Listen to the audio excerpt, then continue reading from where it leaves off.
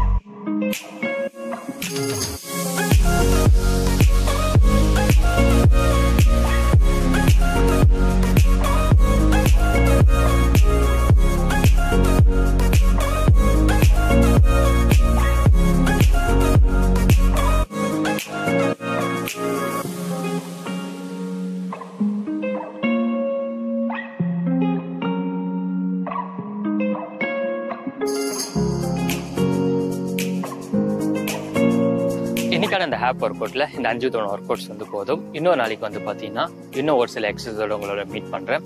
Okay, thank you, bye.